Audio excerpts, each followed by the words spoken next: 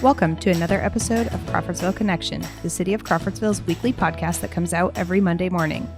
I'm your host, Sarah Summer, and I'm joined in the studio every week with Mayor Todd Barton to keep our community up to date on current events, city workings, and to hear from community members on a variety of topics. Thank you so much for joining us, and we hope you enjoyed the show. Welcome back to another episode of Crawfordsville Connection. I'm your host, Sarah Summer, and today I'm joined in the studio by Mayor Todd Barton. Hello. Hello, how are you? Good. Good. Good to be here as always. Yes, and we are moving right along through January already. Time's flying. Second episode of the year. Snow's flying sometimes. Yeah, snow's flying. Yeah. And with us today, we have Ed McGaughey from the Crawfordsville Street Department. Hello, Ed. Hello. Thank you for being here. Yes. Before we get started with Ed, Mayor, do you have any announcements? I do. I will have a community forum on January 27th at 4 p.m. in the mayor's office. Yes. And for people who don't know what that is, they can come Yeah. talk, ask questions. 4 to 5, I'll be here. And if you have questions or concerns or suggestions or whatever, just stop by and we'll chat. Yeah. Open opportunity. Open office hours, basically. Yes. Yeah. Awesome. Well, Ed, today we're going to talk a little bit about some of the winter operations with the street department, what that looks like for the city. And we'll just jump in first with an introduction. Can you tell us a little bit about who you are and what your role is with the street department? Sure. I'm Ed McGaughey. I've been with the street department for right at 5 years now. So I was hired right before COVID. I was hired in on the street side as a laborer. In 21, I was moved up from the labor position to a semi-skilled position. And then the next year, I was moved into a skilled position. And now I am the city street inspector. Mm-hmm. I do quite a bit of work with contractors that dig in the street. It's a lot of stuff. Yes. I do quite a few other things too, but that's my main job. Okay, thank you. Yeah. For people that, they might not know what all the street department does, can you give a high-level overview of the street department? What are some of your daily operations? What are things that people might know happens, but they don't know that it falls under the street department?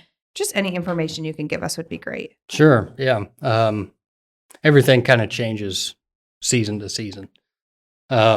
We, obviously take care of the winter weather, clear the roads. Storm response. We have a storm response team that gets called out anytime there's a spring, summertime, thunderstorm, tornadoes. And we, we clear the roads, get the trees out of the way, and that allows emergency services to get through. A lot of times that's helpful in those situations. I think we have roughly 22 employees with the street department. Now, if you come into our building, you're going to be greeted by Kathy McManus. We like to call her the face of the department. And then her and Rhonda run the office. Yes. And they do a great job. But yeah, we everything from, storm response, winter weather, trash and recycle service, stormwater is under our umbrella over there. So that's all the storm drains, all the new building going up right now. Chris is very involved in all that as far as water runoff and that type of thing. And then we also have the central garage for the city at our location. So we have 2 full-time mechanics in there that keep really, really busy. Yes. Yeah. Well, there's a ton going on there. I think people might most know the street department for it, the trash and recycling, but they don't see maybe some of those other operations like the storm cleanup and all of that stuff that it has to happen, but they might not see that because hopefully people are inside and not out and about during that Fixing time. those potholes. Yeah. Yes. See them out doing that. Yes, the potholes. A lot of potholes.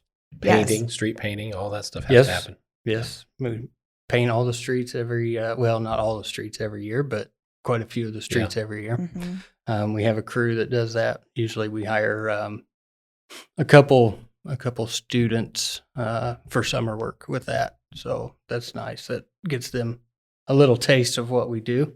Absolutely. We've had some really good kids recently, so that's always helpful. But yeah, and then in the fall, obviously, we pick up leaves. Yes. Leaves all the time. Lots of leaves. Lots and lots of We leaves. actually just call it leaf season. Yeah. So How many leaves are on West Main? A lot of leaves. a on West bunch. Main. Yeah. A bunch. Almost as much as there is candy. Yeah. Right. Well, today we are going to talk a little bit about your winter operations. Obviously, we recently have gotten, some snowfall a little later in the winter season, for it to be starting, but there's a lot that goes into your winter operations. So can you talk a little bit about what that role is for the street department during the winter months? Sure. I mean, winter weather's by far our biggest challenge. Just because, as everybody knows, the forecasts aren't very accurate a lot Right. of times. So, you might prepare for 2 inches of snow and get 7, Yeah. or prepare for 7 and get nothing. So, that we have a weather source we use, and you can kind of get it, different opinions from different places and Mhm. kind of put it together. But sometimes it's just impossible. The last one we had, we knew it was going to be quite a bit of snow. So what we do, we try to prepare for that as best as possible.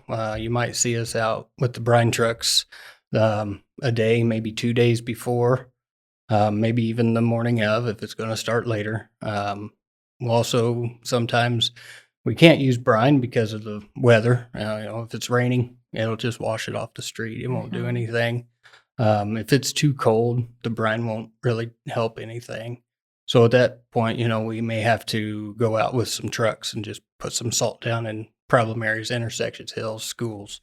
We want the kids in school as much as possible. So schools are definitely one of our priorities, and obviously hills, and then intersections. Anywhere there's going to be stop and go. Yeah. Yeah. So, we try to prepare for that. And then we have, I know we're trying to transition into, we have a guy that just goes around, does crosswalks and downtown corners. That used to be Larry. He retired. So we've got that filled in. We're working on transitioning out of that, I think, probably pretty soon. Hopefully. Yeah. Yes. But we don't used to, even before I was here, we used to run a salt and sand mix. Okay.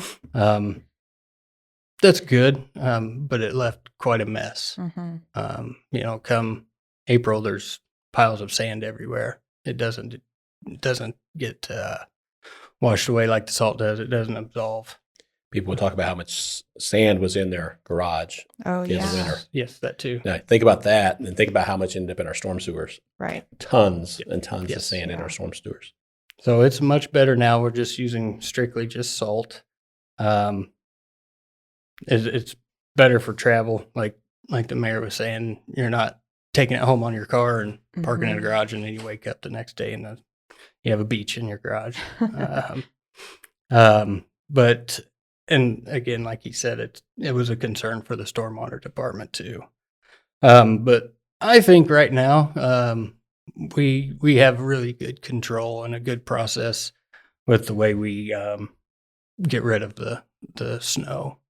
So I think we've got it down to pretty much a science. That's awesome. Yeah. And a lot of that comes with planning and preparation. Yeah. How early do you start planning for the winter months, when it comes to stocking up on materials, what does that process look like? Okay. So we will buy our salt here in the next month or so for next year. Wow. It's through the state. You have to purchase a certain amount, and you can go over or under. I think it's by 20%. But typically we're buying 600 ton a year Wow. of salt.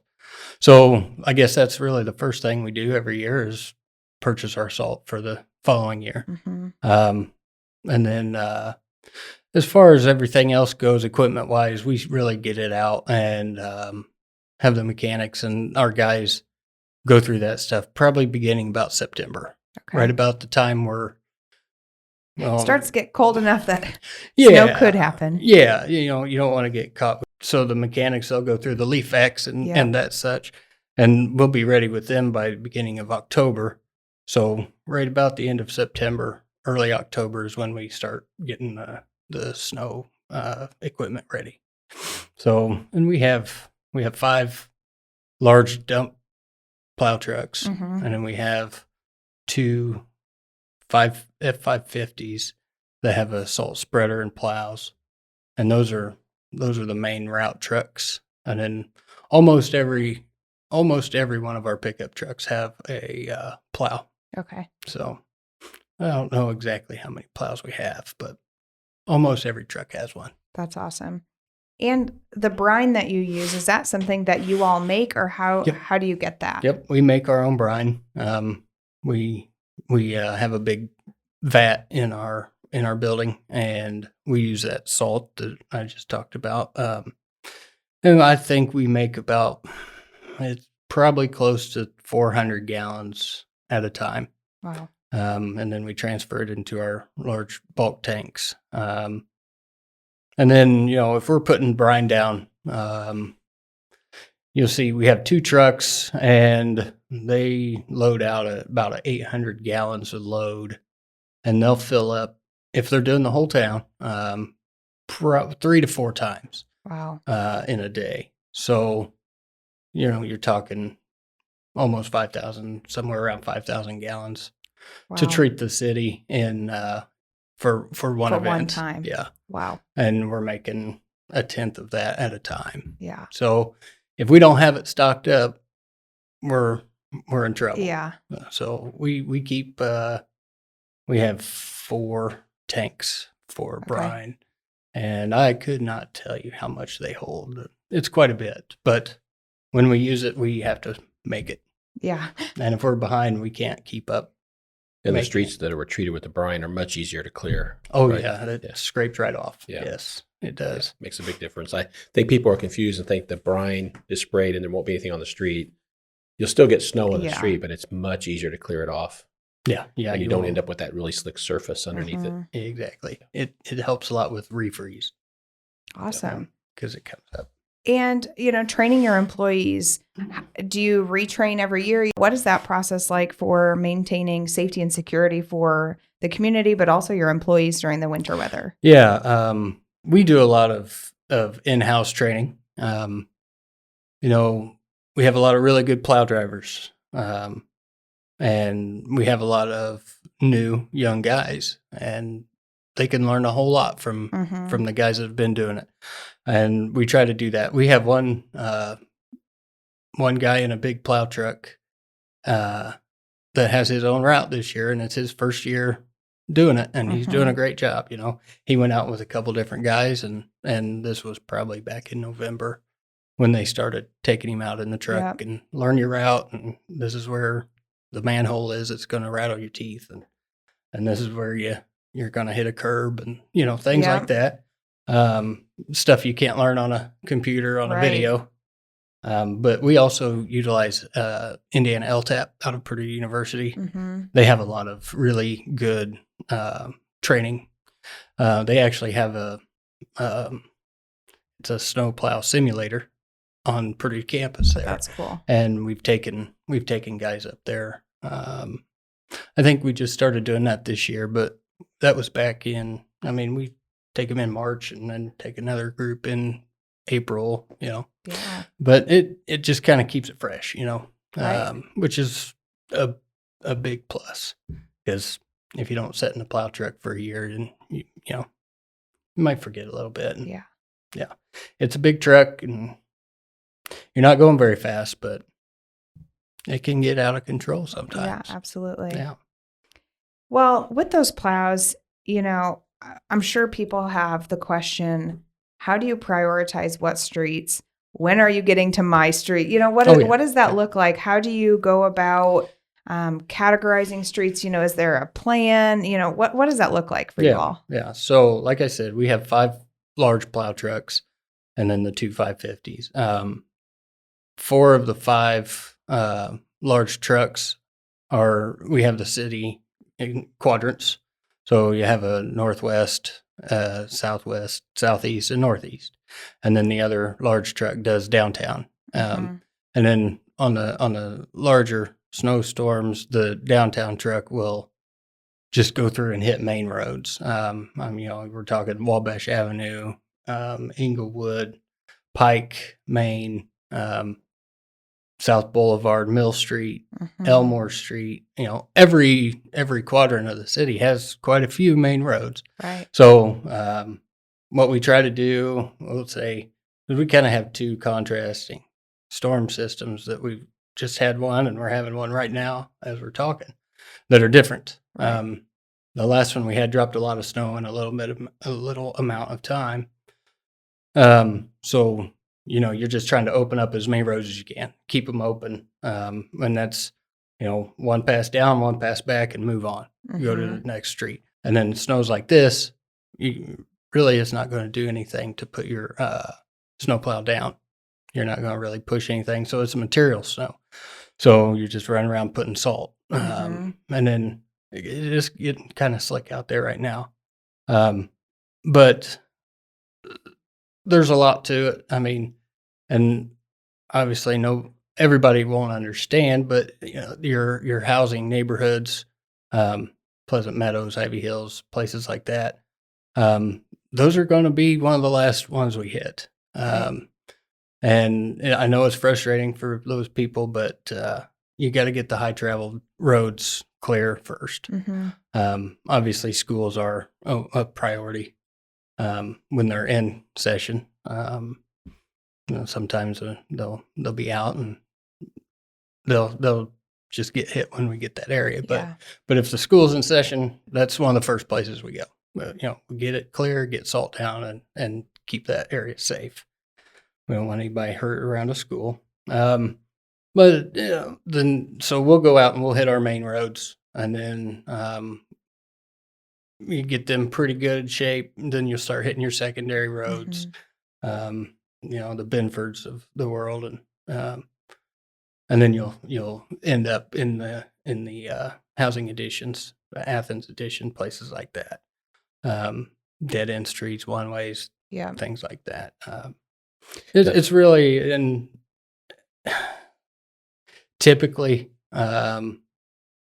if I was to run a route, or any of our plow drivers were running a route, it's going to take them anywhere, depending on the storm, 4 to 6 hours to get completely through their area. Wow.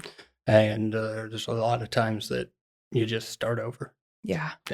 And I don't think a lot of people in Crawfordsville realize we're talking about, you know, it takes a little bit to get the residential areas. We do plow the residential areas. Right. A lot of cities do not. Wow. I would say more do not than actually do. So we do them. It just takes us, you know, a little bit to get to those. I know I can name a lot of cities, but they don't even touch those. They do the main routes, and your neighborhood, you're on your own. Wow. Which is really tough in a small car sometimes. Yeah. Sure it is. Yep. Yeah. And so, you know, obviously there are times that you're plowing roads and an emergency might come up. What does your collaboration look like with emergency services, other departments, the schools, you know, our utilities? How do you communicate with all of those different departments, and you know, how do you all work together to maintain that safety and security for the community? Sure. If something comes up, you know, they'll contact Mark Cox, our street commissioner, or our office. And then, you know, we'll say if it's in a certain area, and we'll just go. We'll get them there, get them back out, whatever we need to do. It's really, you know, it's working as one. It's what it takes, and that's what you have to do. So we're always there to help out if somebody needs somewhere or to get somewhere. So I don't know that happens too often, but I'm sure it will, or it has. So. And we've changed things in recent years. The the fire department and then the ambulances are going all over the county, right? And so they have their own snowplow that goes with the ambulance. Really? They were doing it during this last storm, and they're not doing it today as we're recording. But yeah, that went on every medical run. So they have their own snowplow with them. Interesting. So it goes right in front of them, and then the ambulance follows behind. Yeah, because they were going, this last snowstorm was challenged because it was very different in different parts of the county. But they were going on every run just to making sure, because it's not just about the road for them. Right. They might have to get in the driveway. They might have to go down a lane. There's all kinds of challenges there. And, Sure. And if we're out in the county and the county highway, they can be scattered all over the place, right? So they just have their own with them. We added that a few years ago, and it works really, really well. And it gives them a couple extra people when they get So there it is a firefighter who's in the truck. Yeah, it's a fire department vehicle with a snowplow on it. Okay, Yep. perfect. Yep. That is great. It is. Well, we're focusing a lot on, the safety and security.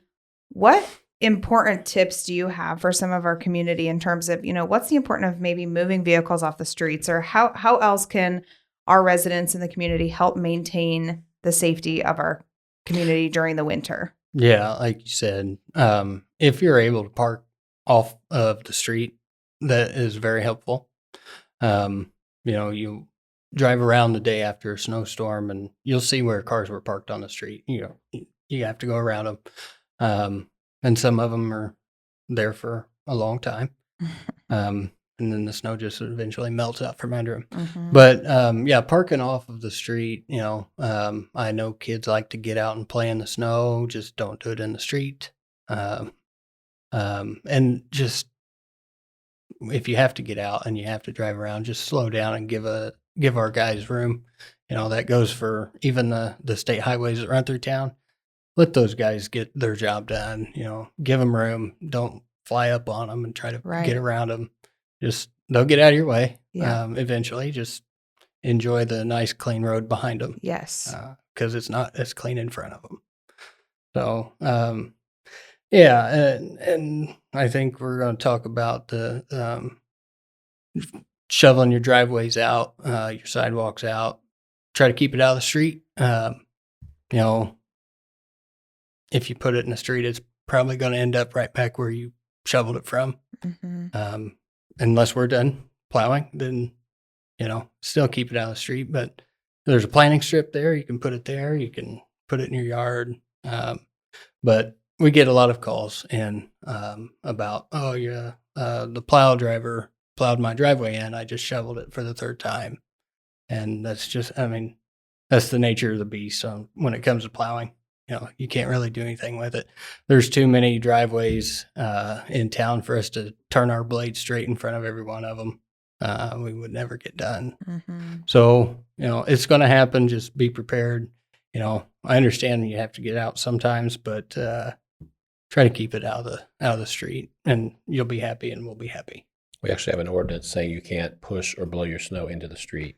We do, and that doesn't mean, we know that you have to do what you have to do, but there were literally contractors who would come clear out parking lots and put it all out in the street. That's why that ordinance was passed. So it's just common sense, right? But if you're putting stuff in the street, you're just creating more of a hazard for everybody. And it's going to, like you said, it's going to get pushed back at some point, probably. So, just try to think about that. And we do have an ordinance requiring you to clear your sidewalks. That is the responsibility of the property owner. We're very lenient on that. Everybody knows that. We work with people, so you've got time to get that done. Especially in those areas around schools or where people walking, pay attention to your sidewalks.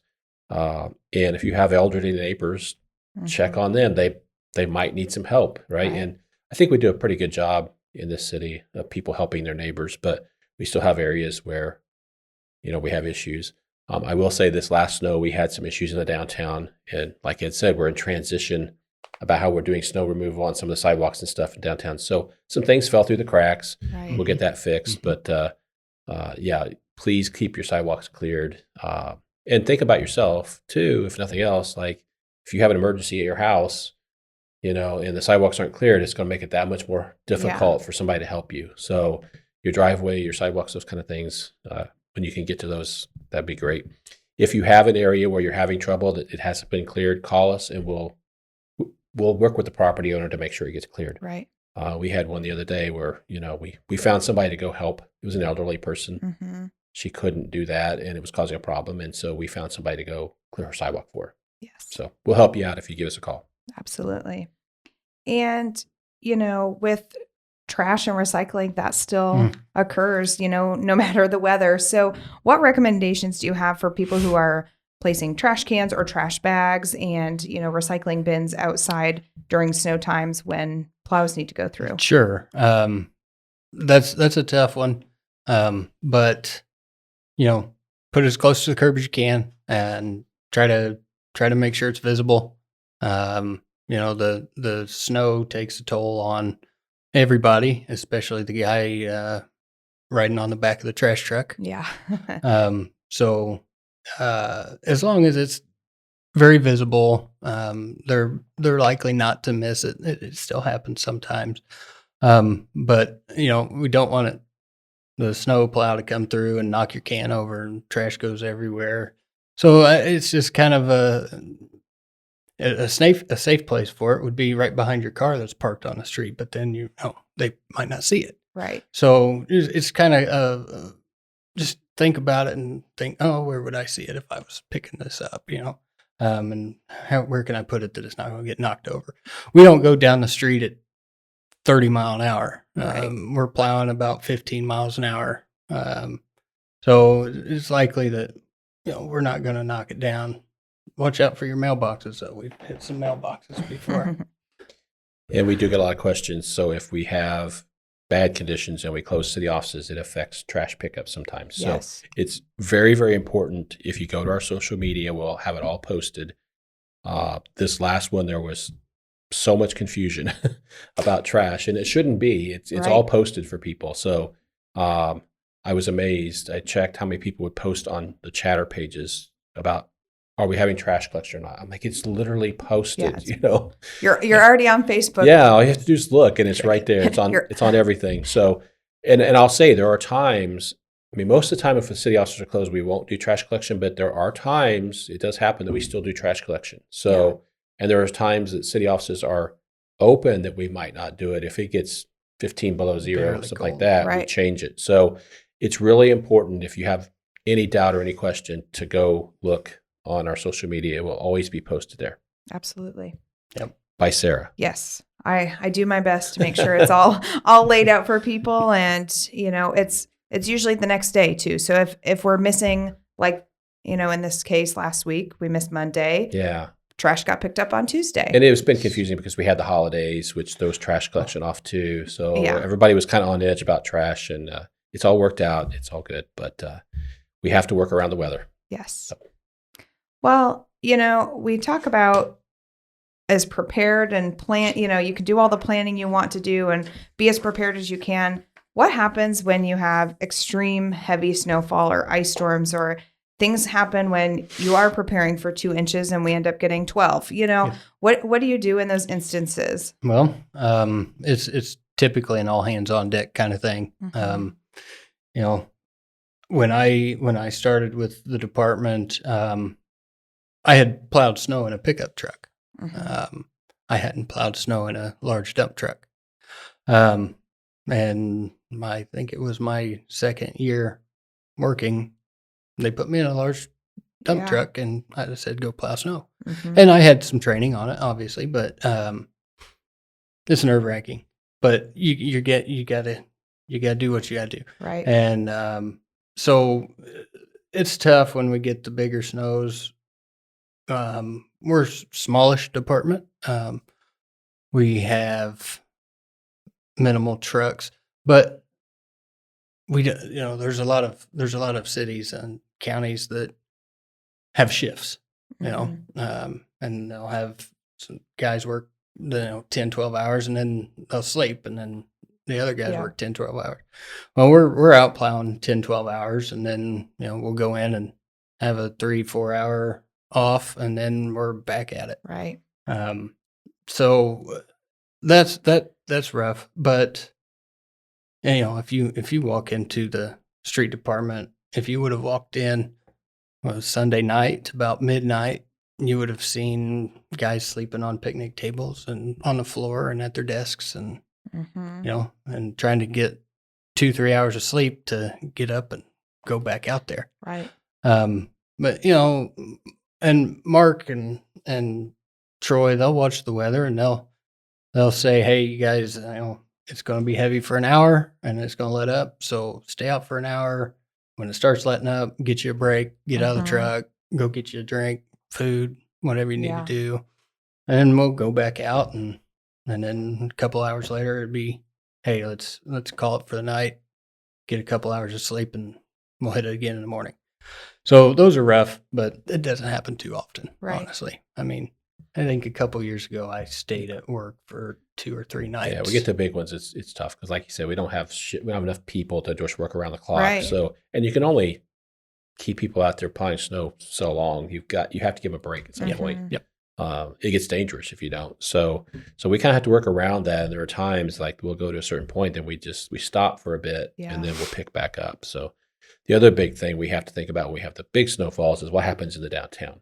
Yes. Because there's literally no place to put it all. And so you end up with this situation where you can't get the parking, you can't park in the spots, and then you can't get out of your cars. And we have for several years, built money into the budget each year to bring in an outside contractor when that happens.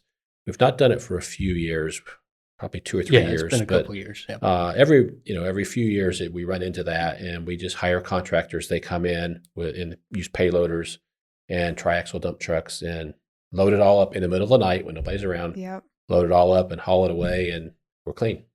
That's awesome. Yeah. It's a tough call. It's a lot of money to do that, but it has a profound impact on your businesses if you don't. So, and we've shown pictures of what it looks like before and after. It's a drastic difference. So that's what happens in the downtown area. This last snow wasn't quite big enough to worry with doing that. We still have some issues with parking, but we'll work through it. We're hoping it'll warm up and just get rid of it. Yes. Yeah. That would be nice. That one year we hauled all that snow to the landfill. I don't know how long that pile was there. June. It was there for a long time. Oh my gosh. It was so long. It was a huge pile. Wow. It took forever to melt. Yes, it did. Well, something else, that people might ask questions about, Mayor, is the travel advisories. What are the different levels? Yeah. How are they determined, and who makes that call? We get a lot of questions about that, and a lot of second guessing. So, I think it's confusing because those have changed in Indiana in recent years. So what you see and what you'll see on TV and reported on TV and on the radio, you'll see this map, and it'll show you the counties and it'll tell you the different levels for different counties. The normal status is a green, obviously. There's no issue. The yellow, a light yellow, green is a travel advisory, which means obviously you just need to pay attention to what's going on. The watch where it gets orange, that's a little more significant. That means there's going to be challenges in areas. It's not saying don't travel. It's just saying if you have to travel, be very careful. Right. And you really got to pay attention. We were at a watch last time at the orange. And then the red is where we really put travel restrictions in place and say nothing but emergency travel. Yeah. Now, the way that decision is made is a joint decision between the county commissioners and the mayor. And so we talk, in this last storm, we talked quite a bit back and forth about what level, where we should be in that process. And it's very hard because conditions can vary greatly, right? The city streets can be very different than county roads. And within the county, like in this last storm, they had areas around Ladoga with 11 inches of snow and blowing and drifting. And we had areas in the northwest around Wingate where they had nothing. Wow. So it's really hard sometimes to make that decision. But the things they're going to be looking at is just those conditions, getting reports from the crews that are out there. What's it like? Getting reports from law enforcement. So they're usually involved in that decision-making process. We confer with them. How many accidents are you seeing? What's going on? And also looking at where we're at as far as, do we need to get the public out of the way? Sometimes the storms are bad enough. We really need to restrict travel so we can get the plows out there without people in the way. Not so much in town, but in the country, it happens a lot where people are out and they get stuck on this county road, and now there's a car in the middle of the road. Right. And that just stops snow removal. You can't work around it out there. So we look at all those things, and it's a joint decision. There are there are times that it could be different for the city and the county. We try not to do that. We know that's confusing, but we try to keep it lined up, and we just talk through it and make those decisions. So this last one was a little confusing because it took us a little longer to come out of it. So definitely in the city, we could have come out of the orange fairly quickly. Right. But some of those areas in the southern part of the county were not, they still had roads that were drifted shut, so they couldn't come out of that for a while. So that's how that works. That gets reported from the commissioners to the state, and then it makes its way to that map that you see on TV and everything like that. Yeah, and if you're looking for it, you can find it on the INDOT website, and it has, information. It puts the time and date when it was most recently updated as well. And I will say, we're like, we really take into account restricting people's travel. That's not something we take lightly. That sound easy on the surface, but you got to remember, we've got interstate commerce coming through here. You got interstate highway, you got federal highway, you got all those things happening. To take away that freedom of travel is not an easy decision, right? And it's not something any of us take lightly. We are only going to do that when we fear for people's safety, or if we absolutely need to get people out of the way so they can get the snow removed. So that's how we kind of come up with that, and that's how that process works. I'm sure every county has a little different process, but that's what we follow here. And it's a lot of communication.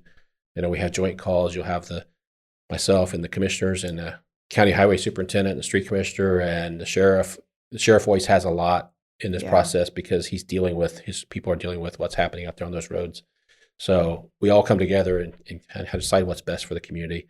There is always a lot of second guessing, and we know that, like, why did they do this? Or I think the one we hear about the most is, well, they should have made it red so I don't have to go to work. Right. Well, there's a lot to consider there. It's going to restrict people and tell them they have to stay home. That's a pretty big decision. Yeah. So, yeah. Okay. Well, before we wrap up, I wanted, to have you all just give some tips and information for encouraging our residents. How can they plan ahead? What suggestions do you have for them? Safe driving tips. Besides bright bread, milk. Bread, milk, and eggs. What I saw? I saw somebody call it the French toast crisis. Yes, it is. I had never heard of it called that before. And it's the 3 things you need to make French toast. Mm-hmm. Yeah. I don't think everybody's making that. No, I don't think so. No, I won't. But yeah, no, just be prepared to stay home for a little while if you have to. Have some supplies ready and have fun with the family. Yeah. And watch the forecast, and like Ed said, have your supplies at home. And if you have to travel, make sure your car, you have plenty of gas, and you have the right equipment in there. You have a blanket, you have snow removal stuff. Yeah. Just have those things. I used to, in my fire days, we'd go out on, car accidents, and there's people in shorts and flip flops, and they have a wreck in the snow, and they're freezing, And so you're like, you weren't thinking this through. Well, you got to plan for the kind of worst case scenario, not that you're going to get in your car and you're not going to have a problem, because you might. Right. So it's just common sense in thinking through those things, and just take your time. I don't know the exact number, but I will tell you it's pretty high, the percentage of the accidents that are caused during these weather events, because people just aren't taking their time. And we have the same pattern almost every storm. When it starts, the first place we start having accidents is almost always the interstate, because everybody there, I'm going to go 70 mile an hour, 75 mile, 80 mile an hour, and they're in trouble, and then we start seeing it on the state highways, and then the lower speeds. So slow down, take your time. Yeah. No road rage. No. You'll get there. Yes. Yeah. And Ed, for people who might have things to report or suggestions, or, they want to submit information to the street department, what's the best way for them to do that? With the new website, the online submittals have been going really smooth. Right. We like it. We like it a lot. It gives us immediate paper trail, which is one thing I really like, rather than a phone call, which phone calls are great. Don't get me wrong. Phone calls do have a good purpose, and they get the job done as well. But when you call on a phone, if you have a message for me or something that I need to do, I may come back into my desk and there's a Post-it note on my computer. Right. Versus a paper trail from something online. Absolutely. So, any way is good to contact us. You can come in and you can see the face of the department herself right there at her desk. Yeah. That's a great way too. Phone calls. We really like the online submittals though. Yeah. They're good. They're good. That's and good we've feedback. really worked recently to try to beef up our communications during these types of events. So what would happen in the past is, let's say we had to close our offices because our staff couldn't come in. And so the phones were not getting answered. Yeah. People had tried to call the street department, they don't get anybody. Try to call the mayor's office, they don't get anybody.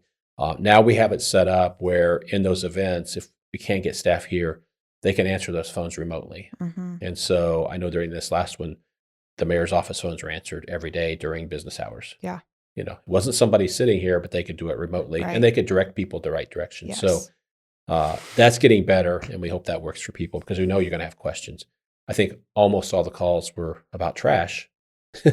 Like, what's the new trash schedule, right? So, again, you can find that on social media or online. But, yeah, we're working on that piece of it. Yeah. And, the website piece that Ed's mentioning, if you go to our website, crawfordsville.in.gov, right on the homepage, there's a report a concern button. And from there, you can choose the category that you're wanting to report. So it could be street related. It could be trash. It could be an ordinance. It could be just general information. It's getting a lot of use. It is. Yeah. We're surprised how many tips we're getting, law enforcement related tips about things happening in the community. We just had that discussion earlier today.